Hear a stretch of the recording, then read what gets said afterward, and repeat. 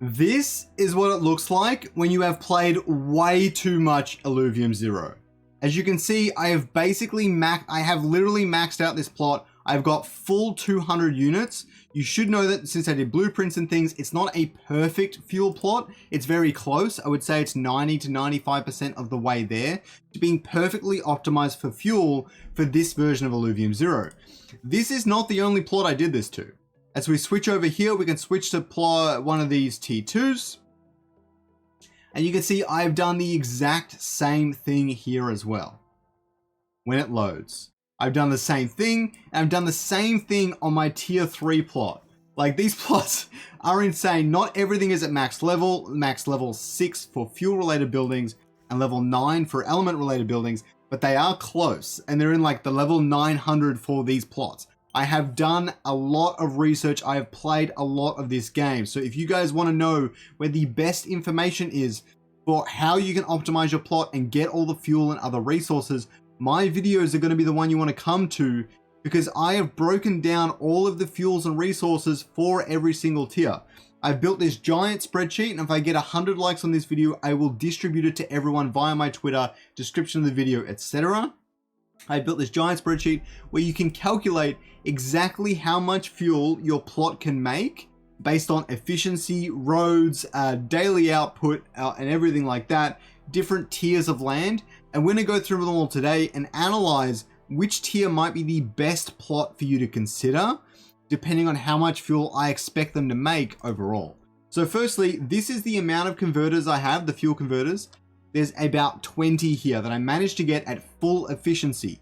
Don't forget, in the full launch of the game, the efficiency will matter quite a bit because it will be calculated over the entire lifetime of the thing, and you will actually have a chance to not produce anything. So if you're in a T1 plot, since you can't get 0.5 of a fuel, it'll be more like if the efficiency is 50% and you were to generate one fuel, half the time you'll generate nothing and half the time you'll generate one. So it is, even though this is like a little bit luck-based kind of thing, overall, it will equal the exact same thing. 50% efficiency will get you 0.5 of that fuel instead of the one fuel you would have earned. So this is very important, and that is what I'm basing these calculations on.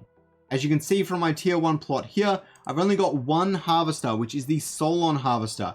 And you can see the difference that makes. I've got 91 Solon produced per day. When I drop that to 0, it is 60 Solon. This one harvester, okay, is producing 1/3 of all my Solon, and I have 7 Solon converters. So you can see just how good harvesters are in comparison to everything else.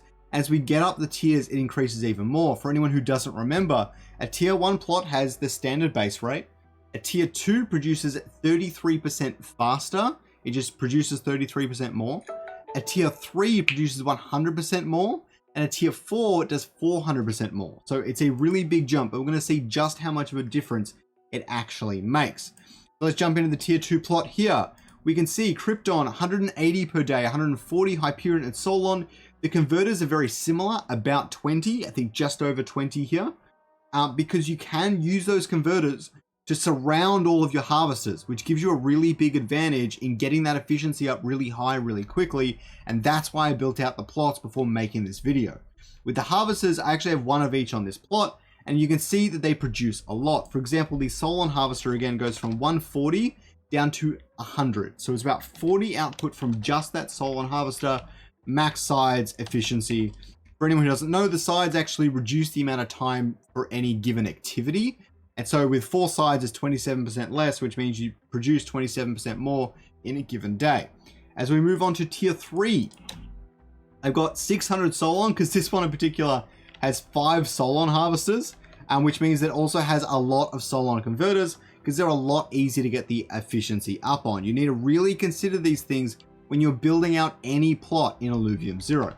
I've got 6 converters for Krypton and Hyperion, and I've got 1 Hyperion harvester and no harvesters for Krypton.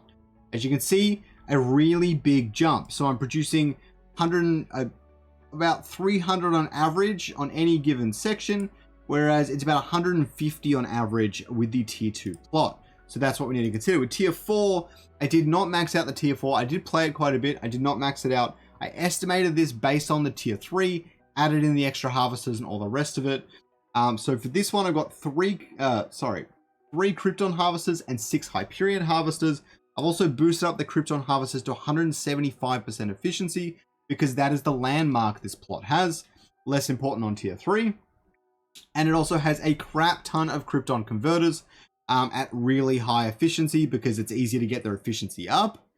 And with the landmark, you get higher efficiency overall. So it's producing a lot of Krypton, let's just put it that way. Let's see how much one of these harvesters actually produces. If I reduce one Krypton harvester, it goes down by about 100. So a bit less than I expected. But if I reduce one converter, it's about 70. So you can see the harvesters are still outpacing them by quite a bit. And now let's look at the comparison, okay? So as we can see here, Krypton is produced, for tier 1, you're producing about 60 on average, 60, 70. Tier 2, about 150. Tier 3, about 300. And tier 4, you're close to the 1,000 mark on average. Really, the total fuel produced is these numbers here. And you can look, tier 1 to tier 2 is about 100% increase in fuel. A tier 2 to tier 3 is another 100% increase in fuel, or about 4 or 5x from the tier 1.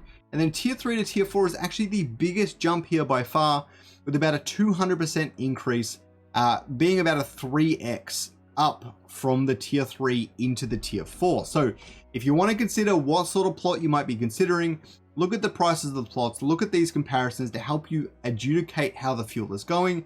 Don't forget, I did not maximize their potential completely. You could definitely get a bit more out of each of these plots, but it should stay relatively similar. The only thing you need to consider after that is that many things in the alpha are changing, especially power plants, which I expect to change these numbers quite a bit. I don't know how yet. Roads are going to be easier to do, so that's good because the 4 roads was kind of hard to actually achieve this way. And efficiency I expect to stay quite high. What I actually expect is it's going to be a lot easier to get your power up and max out all the converters in your plot, which is an exponential gain for your tier 2 and tier 3 plots, since they get a boost up on the other things.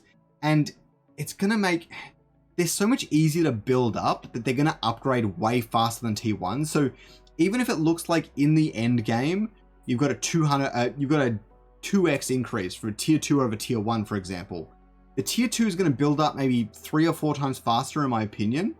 And so even though it's a 2x when both the plots have been developed for 6 months, it might be a 5x in that first month and maybe a 10x in that second month until the T1 starts to catch up. And this goes for all the plots, but in particular T2, 3, and 4 over T1.